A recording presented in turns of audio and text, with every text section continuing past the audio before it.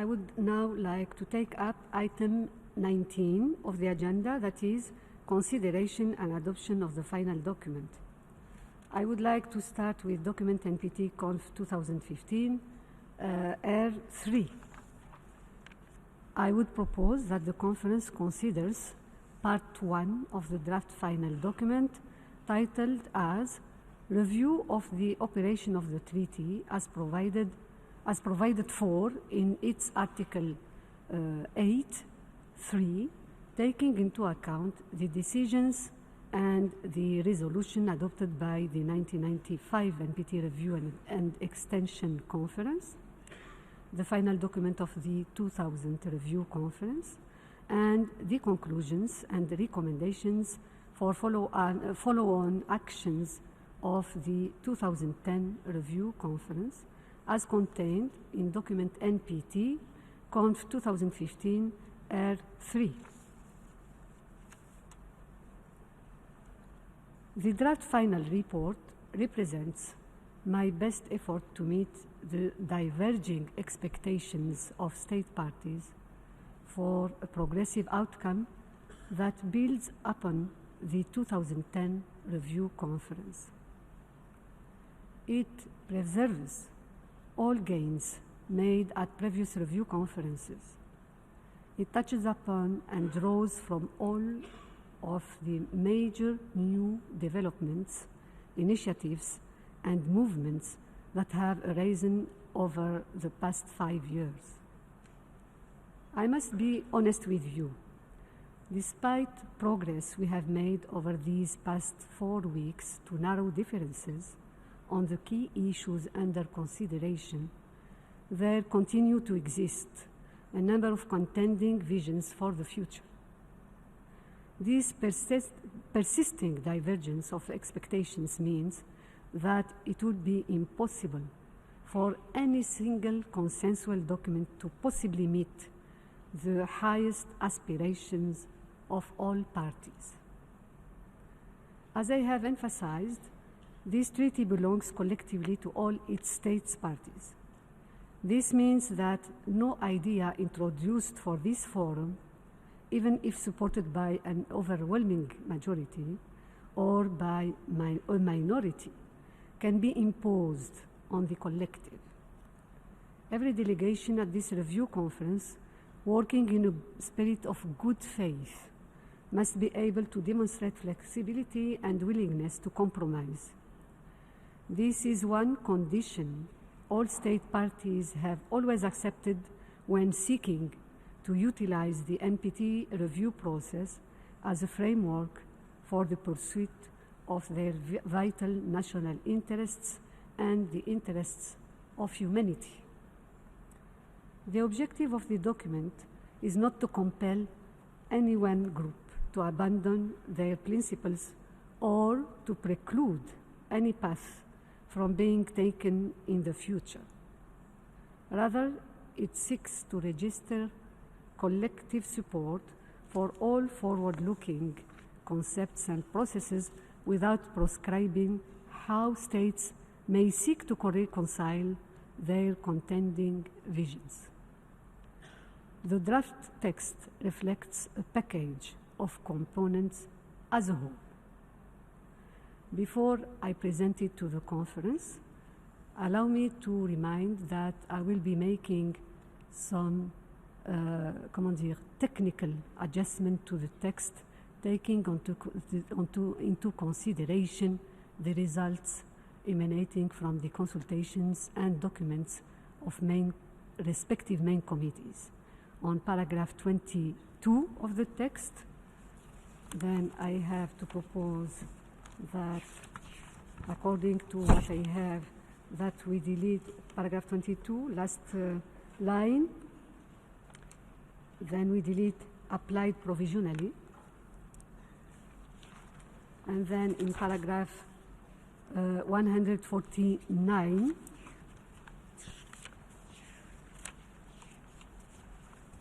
that we have to add after the practically last line, after inspection regime, we put at the entry into force of the treaty, and in paragraph 166, at the last phrase, I have to add the date, which is also missing here, that after Mongolia we add 24 April 2015. These are the technical adjustments I got when checking with the information I received.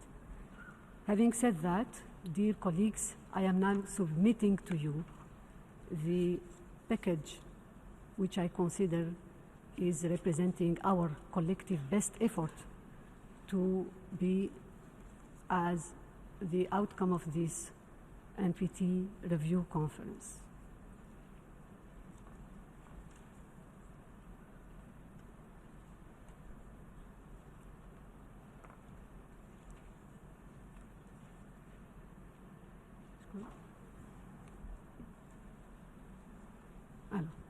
I have Tunisia, please, followed by the United States and United Kingdom and Canada. Tunisia, you have the floor.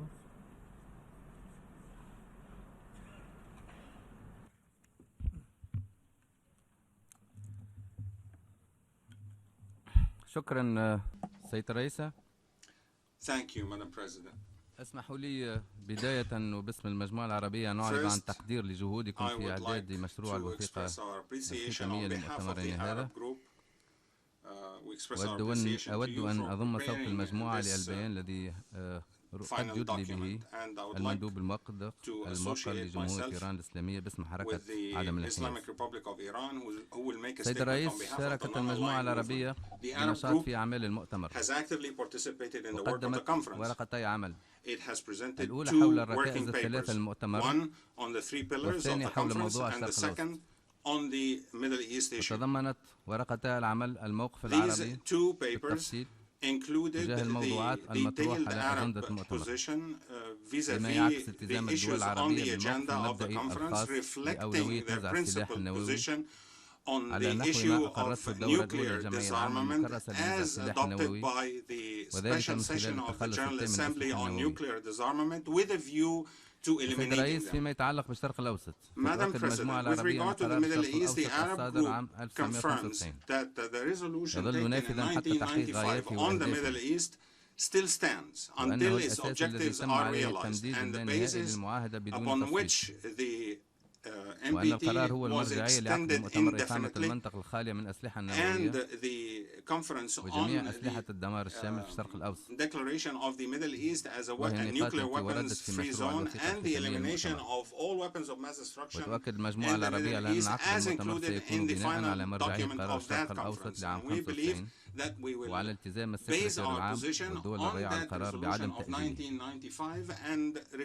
سيد الرئيس، وتشير المجموعة العربية في هذا السياق إلى أن مشروع الوثيقة الختامية للمؤتمر لا يلبي جميع المطالب العربية، سواء بالنسبة للتخلص التام من الأسلحة النووية أو بالنسبة للشرق الأوسط، فإنها تود رغم ذلك أن تعبر لكم عن خالص التقدير للجهد الدؤوب الذي بذلتموه لإعداد مشروع الوثيقة. وتؤكد المجموعة على استعدادها التماشي مع التوافق العام للمشروع على النحو المطروح رغم نواقصه، مستندة في ذلك الأساس على ما تضمنها مشروع الوثيقة من التأكيد على تنفيذ الالتزامات الواردة بالمعاهدة من جانب، وتلك المشمولة في الوثائق الختامية لمؤتمرات المراجعة من جانب آخر. وتؤكد المجموعة أن تنفيذ تلك الالتزامات سيكون محل مراجعة دائمة حتى تظل المعاهدة حجر الزاوية لنظام منع الانتشار ونزع السلاح النووي، ولن تدخر المجموعة العربية من جانبها أي جهد في هذا الاتجاه. وشكرا. Okay. شكرا شكرا سعادة السفير على كلمتكم وتأييدكم. شكرا جزيلا. أما Thank you الآن very أعطي much. الكلمة And now I give the floor لممثل الموقر to the للولايات distinguished المتحدة. representative of the United States. Thank you, Madam President. And on behalf of my colleagues and I on the delegation of the United States of America, I wanted to say a warm thank you to all your efforts and the efforts of your team over the last month. I also wanted to commend the work of all the delegations to this conference. Everyone has worked extremely hard. Madam President, I must say, however, that there is no agreement on this package of documents, and for that reason, with regret, I must say that we are expressing this point of view. The United States, Madam President, has a deep and long understanding and interest in global nonproliferation efforts. President Obama remains committed to pursuing the peace and security of a world without nuclear weapons. We remain unwavering in our support for the Nuclear Nonproliferation Treaty and believe that this review conference has demonstrated the broad international support for the treaty and the critical role it plays in global security. Though this conference concludes today, it is clear that the NPT remains the enduring cornerstone for the global nonproliferation regime and will continue to serve as the focus for our efforts to achieve a world without nuclear weapons. As a result of our sustained leadership, engagement, and flexibility in New York, we have made real progress the past 4 weeks in advancing the discussion on global nonproliferation policy, disarmament, and peaceful uses. Much of this is reflected in the draft final document tabled by the President of the conference. Throughout the conference, we have reaffirmed the central role of the NPT in international security and the importance of compliance, developed ideas on enhancing the role of the International Atomic Energy Agency, universalizing the additional protocol, increasing transparency among nuclear weapon states, further promoting disarmament education, fostering international collaboration in developing nuclear disarmament verification capabilities, bolstering contributions to the Peaceful Uses Initiative, and working to develop methods to handle withdrawal from the treaty. Moreover, we acknowledge the sincere and shared concern of the humanitarian impacts of nuclear weapons. It is precisely our understanding of the consequences of nuclear weapons use that drives our efforts to reduce and eventually eliminate nuclear weapons and to extend forever the nearly 70-year record of non-use of nuclear weapons. Lasting nuclear disarmament will only be achieved through a sustained collaborative effort to create the conditions for a world without nuclear weapons. Madam President, we have made clear throughout the process that we will not accept the efforts by some to cynically manipulate the RevCon or try and leverage the negotiation to advance their narrow objectives at the expense of the treaty or of our shared long-standing principles. We know that this treaty is more important than one idea or one person in any country. We also made clear that we were prepared to conclude this conference without a final consensus document rather than endorse a bad final document, just as we have said about other matters in the international arena. We were prepared to endorse consensus on all the other parts of the draft final document addressing the 3 pillars of this treaty: disarmament, nonproliferation, and the peaceful uses of nuclear energy.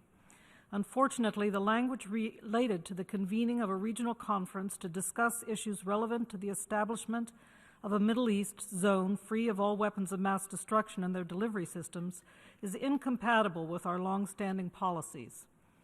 We have long supported regional nuclear weapons-free zones, as these zones, when properly crafted and fully implemented, can contribute to international peace, security, and stability. We have also stressed that the initiative for the creation of such zones should emanate from the regions themselves and under a process freely arrived at and with the full mutual consent of all states in the region.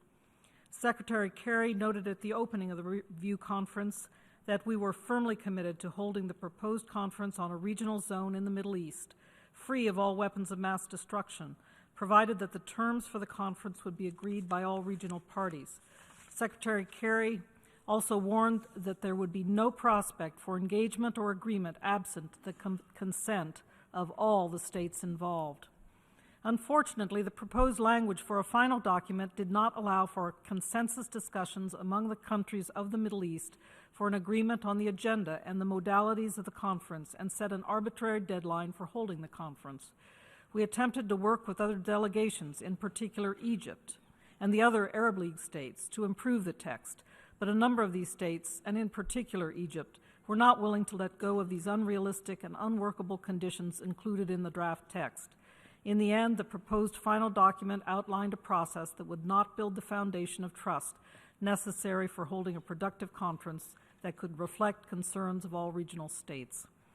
The United States is also disappointed that the mandate adopted at the 2010 RevCon to convene a conference on the Middle East Free Zone has now effectively expired, and all efforts to date have been abandoned.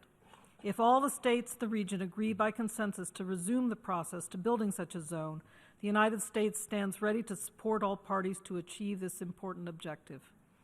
Madam President, we regret that we were not able to support the draft consensus document tabled by the President of the conference. The blame for the inability of this conference to produce a forward-looking consensus document, however, lies squarely with those states that were unable to show any flexibility in pursuit of the convening of a Middle East conference that enshrined the principles of consensus and equality. In closing, Madam President, we appreciate the efforts of the vast majority of states parties at this review conference, and in particular your work and that of the Secretariat. While we regret that this review conference will not produce a final consensus document, we leave New York satisfied that the Non-Proliferation Treaty will continue to serve as a fundamental norm undergirding all of our efforts to achieve international peace and security for all. Thank you. Thank you, Madam, for your statement. And now I give the floor to the representative of the United Kingdom. Madam President, let me thank you and the wider team, the chairman of the main committees and subsidiary bodies, and of course the Secretariat, for all your efforts over the last 4 weeks to help guide us to a consensual outcome. We have worked hard during this review conference to find consensus. We always knew it would be challenging and are disappointed that we were ultimately unable to join consensus on the outcome document. However, the lack of a consensus outcome or a final document in no way undermines the treaty nor changes states' obligations under it, nor does it lessen the need for compliance with the NPT. I would like to reaffirm the UK's commitment to the treaty and to fulfilling our NPT obligations, including under Article 6. This commitment is undiminished. The Non-Proliferation Treaty is vitally important for the UK and for the international community as a whole. The NPT has played an unparalleled role in curtailing the nuclear arms race, and it continues to play a role in keeping the world safe. We remain committed to strengthening each of the NPT's mutually reinforcing pillars: disarmament, non-proliferation, and the peaceful uses of nuclear energy. These are complementary goals and should be pursued together, systematically and with equal determination across all 3 pillars by all states parties. The Consensus Action Plan for the 2010 RevCon was unprecedented and a result of the strengthened NPT review process adopted in 1995. We support the fullest implementation of all Action Plan recommendations, and we call on all states parties to continue working toward that end. We continue to believe that an incremental step-by-step approach is the only practical option for making progress towards nuclear disarmament, while upholding global strategic security and stability. This goal is what motivates our concerted efforts to pursue practical steps towards nuclear disarmament. We stress that addressing further prospects for nuclear disarmament would require taking into account all factors that could affect global strategic stability. We also stress the importance of engaging in frank and constructive dialogue to that end, and confirm our readiness to do so. We will continue to work to enhance transparency and increase mutual confidence through P5 dialogue and action, building on the innovations of the most recent P5 conference in London. I should note in particular that we are disappointed that we were not able to find common ground on how to make progress on the Middle East zone free of WMD. This issue, and this issue alone, was the stumbling block for us. The United Kingdom was ready to meet the clear desire by this review conference to convene a conference as soon as possible. But as we have stated clearly throughout the last month, We were only willing to do so if we were convinced that preparations would lead to a meaningful conference on the basis of arrangements freely arrived at by all states of the region. We do not believe that the text as presented passed this requirement. Nonetheless, we remain committed to the 1995 resolution and to the steps agreed in 2010. And if there is the willingness of regional states to find a way through, the United Kingdom stands ready to support it. Thank you, Madam Chair. I thank Ambassador Matthew Rowland for his statement, and now I give the floor to the representative of Canada. Merci beaucoup, Madame Présidente. Thank you so much, Permettez-moi de Madam President. commencer Allow me avec to nos start remerciements by à conveying vous our gratitude pour votre to you direction de cette upon conférence. your leadership. Madam of this President, conference. it is deeply regrettable that this review conference has been unable to reach consensus. As the Honorable Lynn Yelich, our Minister of State for Foreign Affairs, said at the start of the review conference, Canada remains strongly committed to all three pillars of the Non-Proliferation Treaty. For 45 years, Madam President, the NPT has formed the bedrock of the international regime to advance nuclear disarmament, ensure non-proliferation, and facilitate the peaceful uses of nuclear energy. Canadian policies, positions, and actions have always been clear and consistent with our legal obligations arising from the international non-proliferation and disarmament legal regime, and the cornerstone of which is the Treaty of the Non-Proliferation of Nuclear Weapons. As part of our commitment to a strong NPT, we have repeatedly stressed that this conference, that decisions taken by the NPT must be realistic and implementable. We are not prepared to set this vital treaty up for failure. We therefore join the previous speakers in indicating that there is no consensus on this text. Madam President, Canada has consistently argued that the only weapons of mass destruction free zone conference worth having is an effective one, based on a legitimate process. This requires that all parties in the region be present, and that all parties' concerns be addressed in the substance of the meeting, including Israel. This is the yardstick against which we measured the language given to us at 2 a.m. this morning, and it fell short. The proposal to set up a specific date for the conference that could not be postponed was unworkable. This proposal had not been agreed by all states parties in the region, and yet the proposal sought to impose an outcome on all, including Israel. Canada cannot support a process that is not freely arrived at by all states of the region. What would have happened, Madam President, if an agenda could be agreed by consensus before March 1st, 2016? Would the conference have taken place without an agenda, or with an agenda not agreeable to all parties? What would such a decision have meant for the participation of all states in the region? Without an agenda acceptable to all parties in the region, including Israel, any weapons of mass destruction free zone conference in the Middle East cannot succeed. And without an inclusive approach, the process itself cannot be legitimate. Madam President, in the past week, the vast majority of states parties, including Canada, demonstrated a real willingness to make compromises across the three pillars for the sake of a consensus outcome and in the interest of integrity and strength of the treaty. Agreement on a reasonable outcome on the Middle East should have been possible as well. It is regrettable that a few states of the region were unable to accommodate the needs and interests of the region as a whole, and consensus has thus eluded us. I thank you, Madam Chairman. Merci beaucoup, Madame Présidente. Merci.